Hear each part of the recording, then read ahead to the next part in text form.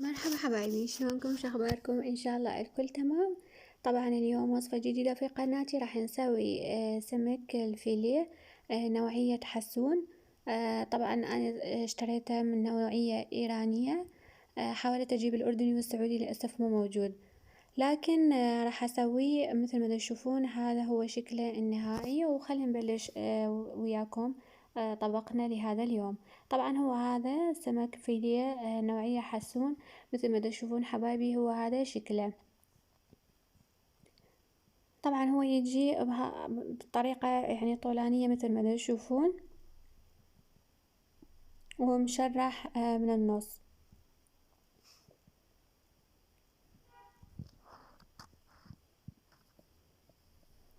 طبعا اول شي راح نخليه اكيد الليمون، إن كان ليمون عصير ليمون او تحبون حبات الليمون تعصروها، يعني الموجود عندكم.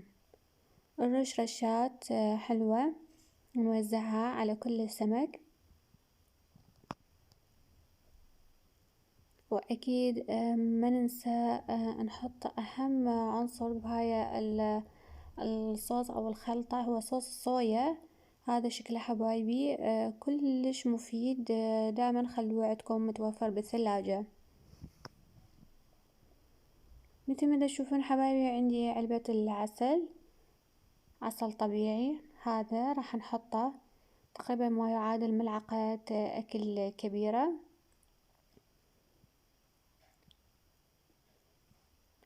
حبايبي طبعا هاي اليوم راح نسويه بالجهاز المقلاة الكهربائي او المقلاة الهوائي، سوري، مقلاة هوائية راح نستخدمها حتى نخلي هذا السمك يستوي. يعني ما راح نستخدم لا زيت ولا نار ولا اي شي، مجرد جهاز راح نستخدمه هو المقلاة الهوائية. اكيد حطينا ملح، واكيد حطينا كاتشب، كاتشب بارد او تحبون تحطون كاتشب الحار. واكيد عندي هاي حبات الثوم، راح ابرشها مثل ما تشوفون حبايبي، برشتها امامكم وانزلها واتبل السمك ككل.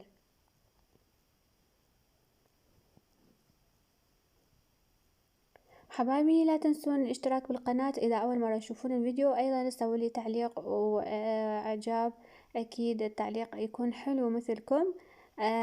يا ريت، لان قناتي جديدة وحابة يعني اطورها، واكيد هذا الشي ما يصير بدون دعمكم.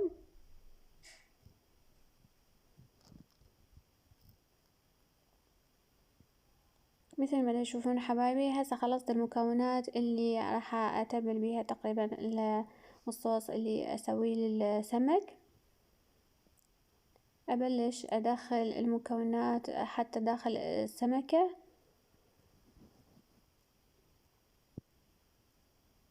مثل ما تشوفون حبايبي، هذا السمك طبيعته انه متماسك، يعني مو ما نقول طري، يكون ناشف.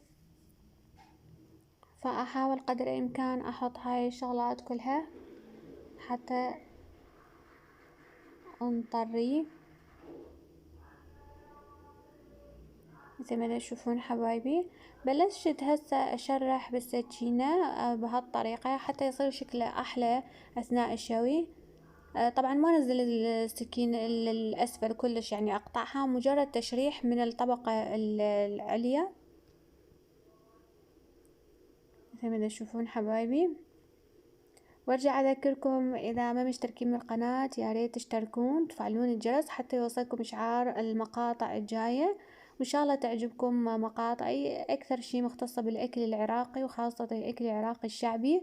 ان شاء الله نطورها وندخل اكلات من يعني دول الجوار، او اكلات غربية حتى ان شاء الله.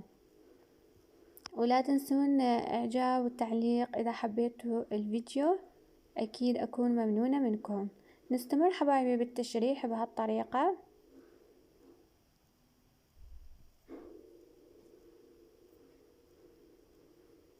مثل ما تشوفون حبايبي، نستمر نخلص كل السمك بهالطريقة.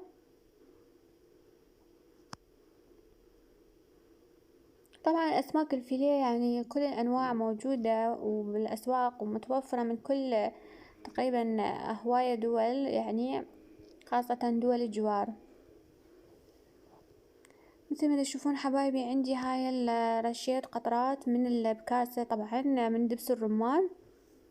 لازم يعني السمك دائما دبس الرمان، هاي الأمور لازم نحطها. وخليت زيت زيتون مثل ما تشوفون حبايبي، هذا هو زيت الزيتون. وأبلش أقلب بالفرشة هاي اللي عندي.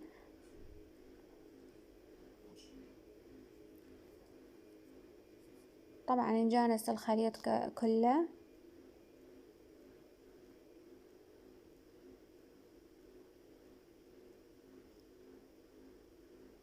وهسه بلشت انزل من الصوص اللي هو بيه الحامض وبيه الثوم وبيه كل صوص الصويا وكله، نزلته على دبس الرمان والزيت، وبلشت احط بهالطريقة على الوجه العلوي من الاسماك مثل ما تشوفون حبايبي. مستمرين انا وياكم. اتمنى تعجبكم بالنهاية، واتمنى تجربوها.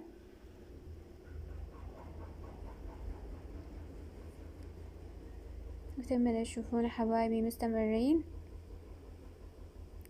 نغطيها بالكامل من كل الجهات. هسه بلشت طبعا احنا راح نخلي السمك لمدة ساعة، وهذا الصوص وهاي التتبيلة.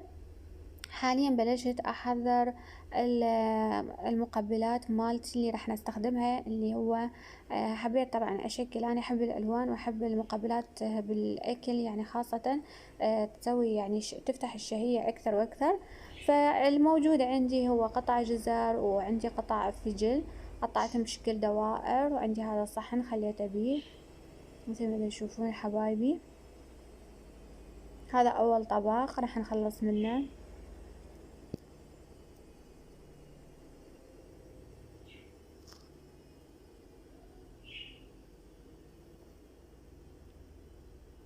خلصنا نبلش بالطبق الثاني. طبعا بالعراق اكثر شيء البصل والليمون هو يعني الطبق الرئيسي ويا السمك، يعني لازم بصل. وطبعا بصل اخضر، انواع البصل اكو بصل نحط له سماك وليمون، او شرحته بهالطريقة بصل اخضر وليمون. طبعا واكيد لازم ويا كل يعني طبق سمك لازم نحط مقبلات الطرشي. لازم اي نوع من الطرشي، يعني الموجود يعني حاليا عندي هو طرشي الشوندر الاحمر مثل ما تشوفون حبايبي، شكله يجنن. قطعته بشكل يعني مستطيلات مثل ما تشوفون. وهسه حبايبي خلصت المقبلات اللي احتاجها لأكلتي لليوم، اللي راح تشوفوها ان شاء الله. خليت السمك الفيليه سمك الحسون مثل ما تشوفون قطعته، لانه مالتي يعني ما يكفي.